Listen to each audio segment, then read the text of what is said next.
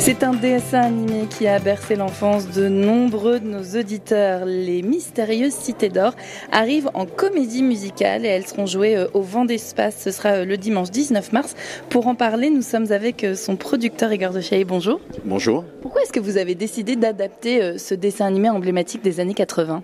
Alors d'abord parce que c'est des souvenirs d'enfance et puis aussi c'était dans une volonté de faire un spectacle intergénérationnel, donc qui parle aux grands-parents, aux parents et aux enfants, puisque la série existe encore et même a eu une prolongation avec des saisons 2, 3, 4, 5, voilà.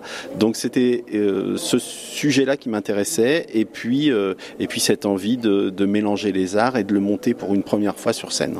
Comment est-ce qu'on passe d'un dessin animé à une comédie musicale sur scène ? Alors c'est assez compliqué parce que d'abord on négocie les droits, ce qui peut prendre beaucoup de temps.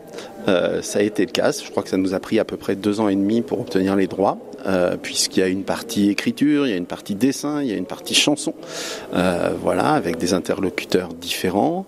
Ensuite, il faut tout ingurgiter. Voilà, donc voir tous les épisodes, 1 fois, 2 fois, 3 fois, 4 fois. Après se dire, mais qu'est-ce qui est le plus important ? Donc la première saison, c'est 39 épisodes. Et de ça, on a 1h30 pour faire tout tenir. Donc voilà, donc c'est 39 épisodes de 26 minutes, je crois. Donc l'idée est de trouver un fil conducteur et de raconter une histoire. Donc le plus simple est de prendre les personnages principaux, d'être fidèle et respectueux du sens du dessin animé, mais d'écrire sa propre histoire. Voilà.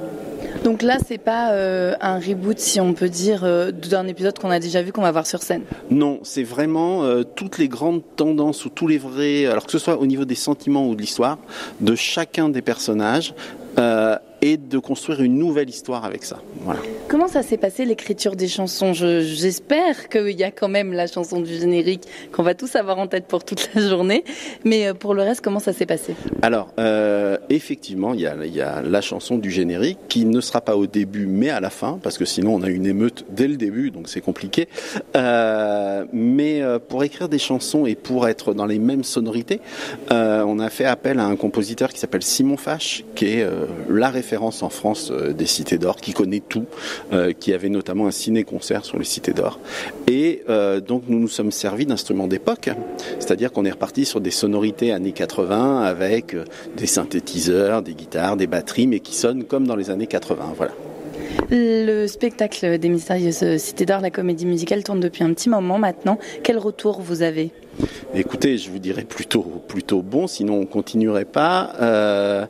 C'est empreint et de nostalgie et de découverte. C'est ça qui est assez intéressant. C'est que quelque part, les gens se disent « Ah oui, je me souviens, mais il y avait ça dedans ?»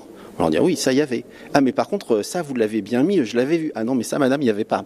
Et donc c'est vrai que c'est assez drôle de voir comment finalement la mayonnaise a pris, c'est-à-dire qu'on a réussi à apporter des éléments nouveaux, conserver des anciens et au final les gens se disent ah mais c'est un spectacle je connais pas. Voilà, c'est ça qui est assez rigolo. Il y avait tout un volet éducatif à la fin des épisodes des Mystérieuses Cités d'Or. Il y avait des petits morceaux de documentaires qui passeraient plus ou moins bien maintenant. Vous en avez fait quoi de cette touche-là ? Alors évidemment, on ne pouvait pas projeter un documentaire pendant le spectacle parce que ça aurait coupé la rythmique du spectacle.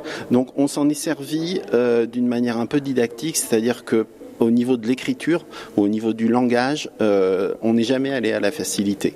Et donc on s'est dit comment on peut quand même être assez précis, assez scientifiquement juste sur les civilisations mayas, sur les civilisations incas, tout en faisant que ça reste drôle, que ça reste divertissant. Et donc voilà, le pari était là. Il va y avoir, en plus de la séance grand public du 19 mars au Vent d'Espace, un volet plus orienté vers les scolaires. Qu'est-ce que vont y faire nos enfants ? Eh bien, d'abord, ils vont voir comment, dans un spectacle, on peut mettre autant de choses. Parce que vraiment, l'idée était de faire un spectacle pluridisciplinaire. Et donc, je pense que c'est une bonne manière on va avoir le petit garçon ou la petite fille qui va être plus attiré par les chansons, ou celui qui va être plus attiré par les combats, ou celui qui va regarder simplement les effets spéciaux, parce qu'il y a des effets spéciaux, ou les projections vidéo, ou les hologrammes. Voilà. Et donc c'est vrai que l'idée est de leur montrer quelque chose de très complet pour que chacun puisse y puiser un petit quelque chose. Et si en plus, par les petites touches d'histoire ou de civilisation sud-américaine, on arrive à leur apprendre des choses, c'est réussi.